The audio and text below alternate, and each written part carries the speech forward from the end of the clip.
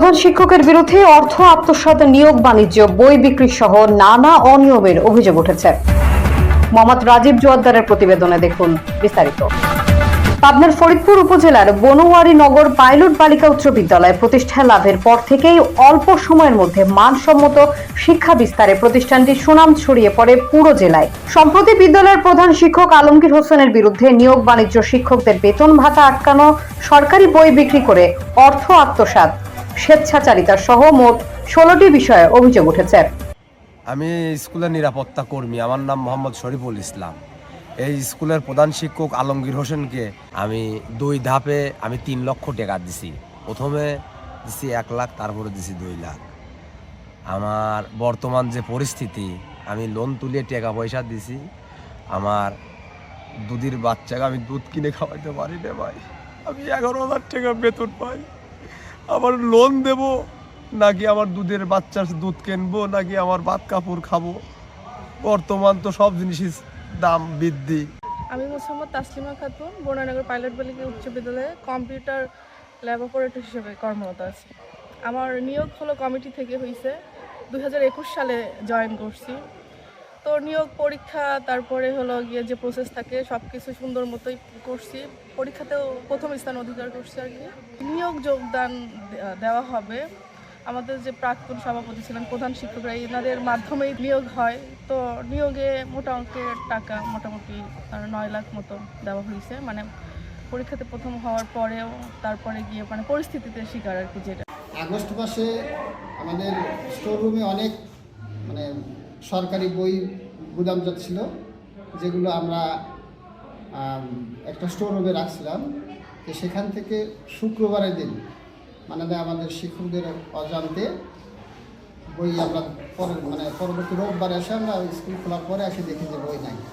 বিভিন্ন সূত্র থেকে জানতে পারি বা আমরা প্রধান শিক্ষককে বলি, তখন উনি স্বীকার করেন যে বই বিক্রি হয়েছে। আমাদের শিক্ষকদের সব সময় তাফালিংয়ে রাখে। কোনো শিক্ষক যদি প্রতিবাদ করে তাহলে তার উপরে তাকে সুযোগ সুবিধা থেকে বঞ্চিত করে। ওই ক্লাস দিবে হয় ঘ শাখায়, তার যে মূল্যায়ন, সে মূল্যায়নটা সে ঠিক মতো করে না। উনি আসার পরে যতজন শিক্ষক নিয়োগ দেওয়া হয়েছে, সব শিক্ষকের কাছ থেকে উনি টাকা নিয়েছে। 2008 সালে প্রধান শিক্ষক পদে যোগদান করেন আলমগীর হোসেন। তারপর থেকেই শুরু হয় নিয়োগ বাণিজ্য, টাকা আত্মসাৎ সহ নানা অনিয়ম। তার পদত্যাগ চেয়ে মানববন্ধন করেছেন শিক্ষার্থী এবং অভিভাবকরা। অভিযোগ শুধু হচ্ছে আমাদের স্কুলটা আমরা আমাদের মনের মতো এখনো গড়ে তুলতে পারি নাই। আমাদের স্কুল অনেক জায়গা, অনেক ইয়াতে নোংরা অনেক বেশি। সেটা আমাদের টিচার, হেড স্যারকে আমরা বলার পরেও সে পরিষ্কার করার কোনো ব্যবস্থা নেন নাই। এর আগে আমাদের থেকে আইডি কার্ড দেওয়ার জন্য টাকা নিছে, কিন্তু সেই আইডি কার্ডটা আমাদের দেয় নাই। 2 বার টাকা নিছে, আইডি কার্ডটা আমাদের দেয় না, আমাদের টাকাটা আমাদের ফেরত দেয় না।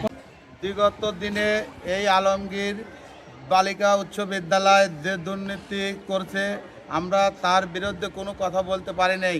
কারণ সে আওয়ামী লীগের পক্ষের লোক ছিল, স্বয়ং এমপির ছেলে রাসেল তার পক্ষে ছিল বলেই আমরা কিচ্ছু বলতে পারি নাই। তাই 5 আগস্টের পরে আমরা এখন সুস্থভাবে কথা বলার মতো অধিকার পেয়েছি বলেই আমরা এখন এই আলমগীরের পদত্যাগ ও বিচার চাই এই দুর্নীতির।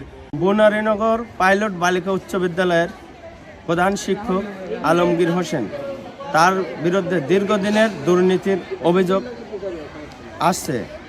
উনি যে অপকর্ম করছে ও যে দুর্নীতি করছে, অবৈধ নিয়োগ দিছে, এই অবৈধ নিয়োগ ও দুর্নীতির বিরুদ্ধে প্রশাসনের কাছে সুষ্ঠু বিচার দাবি করছে। 2021 সালে ম্যানেজিং কমিটির সহযোগিতায় হাতিয়ে নিয়েছেন বিপুল অর্থ আলমগীর হোসেন। তার বিরুদ্ধে মোট 16টি অভিযোগ এনে উপজেলা নির্বাহী অফিসার বরাবর অভিযোগ করেছেন শিক্ষার্থী এবং অভিভাবকরা। যে পেয়েছি আমি ওই অভিযোগের বিষয়ে আজকে আমার শুনানি ছিল। আমি শুনানিতে তাদেরকে ডেকেছি। যে অভিযোগগুলি আসছে সব অভিযোগের বিষয়ে আমি বিস্তারিত জেনে তারপরে আইনগত ব্যবস্থা যেটি বা বিধি মোতাবেক যে ব্যবস্থাটি সেটি গ্রহণ করব। এ বিষয়ে বিদ্যালয়ের প্রধান শিক্ষক আলমগীর হোসেনের সাথে কথা হলে তিনি সকল অভিযোগ অস্বীকার করেন। কেউ টাকা দেয়নি, এরকম টাকাও নেই। শিক্ষকদের সব ইউএস অফিসে করে, ইউএস অফিসার খুবই ভালো এবং একটা টাকাও লাগে। আপনি দায় এড়াতে পারেন না। আচ্ছা, আপনি রেজিস্ট্রেশন ফি কত করে রেখেছেন নবম শ্রেণীর? রেজিস্ট্রেশন একটা কমিটি আছে, তারাই জানে, আমি বলতে পারবো না।